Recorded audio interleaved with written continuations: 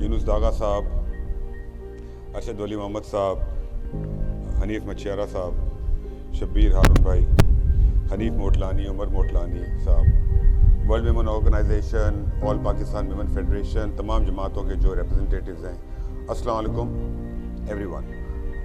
मेरे लिए बड़ा ही फ़ख्र का मकाम है कि आज मैं अपने लोगों के बीच अल्लाह ताला ने मौका दिया कि मैं यहाँ के आप लोगों से मुखातिब हूँ और अपने कुछ ख़यालात का इज़हार करूँ। और यहाँ पर चूँकि तमाम मेमन जमातों की लीडरशिप बैठी है, तो इस मौके का फ़ायदा उठाते हुए मेरी कोशिश होगी कि 2-3 जो सजेशंस हैं वो ही मैं शेयर कर लूँ आप लोगों के साथ, जो कि हमारी कम्युनिटी की बेहतरी शायद हो। क्योंकि अल्लाह ने अगर ये मौका दिया है तो इससे पहले तालीम के हवाले से, दुनिया के और मुल्कों में काम करने के हवाले से, प्राइवेट सेक्टर और पब्लिक सेक्टर दोनों तरफ काम करने के हवाले से ये जो मौक़े हैं, इसमें इंसान को जो एक्सपोजर और एक्सपीरियंस मिलता है उसी की बिना पे आइडियाज़ डेवलप होते हैं। अगर ये मौक़े मुझे ना मिले होते अल्लाह की तरफ से तो शायद वो आइडियाज़ उस तरह से डेवलप ना होते।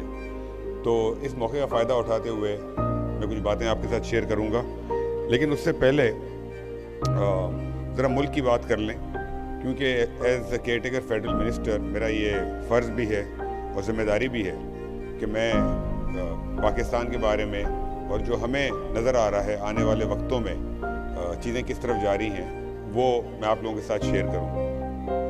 आज दोपहर को हमारे वंथली जमात वालों ने एक इवेंट रखा था, तो वहाँ पर भी मैंने इनसे कुछ बातें शेयर की थी। इस वक्त मुल्क में पिछले चंद सालों में महंगाई बहुत ज़्यादा हो गई है, जिससे कि हर इंसान परेशान है। और महंगाई के साथ साथ बिज़नेस कम्युनिटी के लिए एनर्जी के रेट्स भी बढ़ गए हैं, इंटरेस्ट रेट बढ़ गया है। जिस तरीके से डॉलर पिछले साल के अंदर बढ़ा है, तो इन तमाम चीज़ों की वजह से एजुकेशन के बिल्स, हेल्थ के बिल्स, हाउसिंग की कॉस्ट, हर चीज़ महंगी हो गई है। तो हर तरफ एक थोड़ा सा परेशानी का आलम है। लेकिन अब यहाँ से अब ज़ाहिरी बात है कि एक अनसर्टेनिटी का आलम है। जब कंसिस्टेंटली प्राइसेस बढ़ रही होती हैं तो इंसान को यकीन नहीं आता इस बात पर कि प्राइसेस क्या कम भी होंगी या रुकेंगी कब। लेकिन इस वक्त जो हालात नज़र आ रहे हैं और जो चेंज पिछले 1-1.5 माह में हुई है मुल्क में, उसमें कुछ हाथ केयर टेकर गवर्नमेंट का भी है और काफ़ी सारा हाथ हमारी लॉ इन्फोर्समेंट एजेंसीज़ का है। उससे नज़र ये आ रहा है कि इंशाल्लाह आने वाले वक्तों में चीज़ें यहाँ से बेहतर होंगी। इंशाल्लाह टाइम लगेगा, लेकिन आहिस्ता आहिस्ता बेहतरी की तरफ जा रही है। इसमें से कुछ एग्जांपल्स हमारे सामने हैं। अभी जब मैं लोगों से बात करता हूँ तो ज़ाहिरी बात है कि अभी उतना यकीन नहीं आता इन बातों पर, क्योंकि लोग कहते हैं कि नहीं ये तो टेम्परेरी है, पता नहीं कंसिस्टेंटली चलेगा नहीं चलेगा।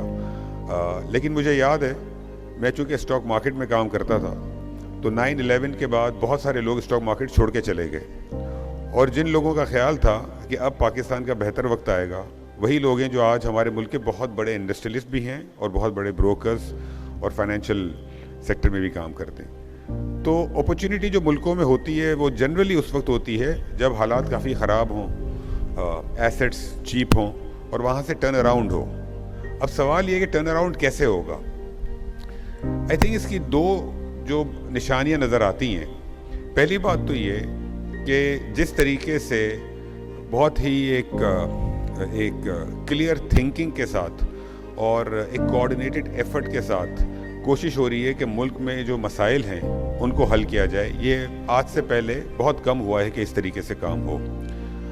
Afghan transit trade, smuggling, illegal currency trade, बिजली की चोरी जो कि मेरे ही मिनिस्ट्री में आती है, ये सब आसान काम नहीं थे।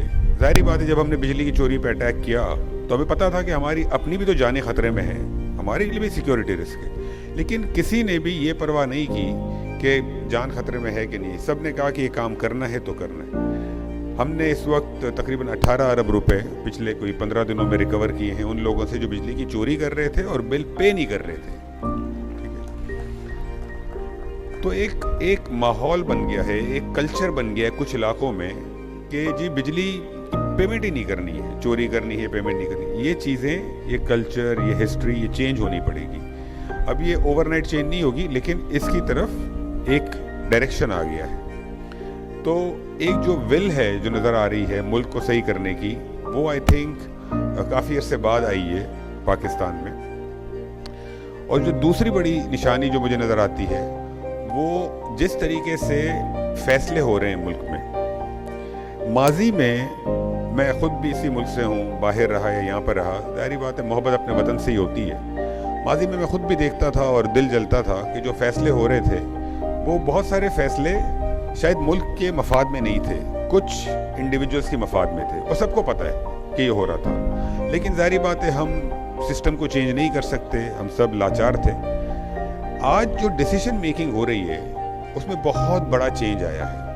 آج ڈیسیشن میکنگ صرف اور صرف ملک کے مفاد میں ہو رہی ہے. آج کی تاریخ میں اگر کوئی شخص یہ کوشش کرے کہ وہ کوئی کرپشن کر لے، کچھ چیزیں تو نہیں پکڑی جائیں گی، لیکن کرپشن کر لے کھلے عام، پتہ بھی ہے لیکن پھر بھی کچھ نہیں ہو رہا، یہ آج کی تاریخ میں پاسبل نہیں ہے. پاکستان میں یہ پاسبل ہی نہیں ہے، کیونکہ ایکشن ہوگا، اس شخص کو ہٹا دیا جائے گا اور اس کے خلاف کارروائی ہوگی. جو ڈیسیشن میکنگ ہو رہی ہے وہ ہر فیصلے میں ڈیبیٹ ہو رہی ہے، ڈسکشن ہو رہا ہے. ایسے نہیں ہے کہ ایک لیڈر نے کہہ دیا تو کام ہو جائے گا.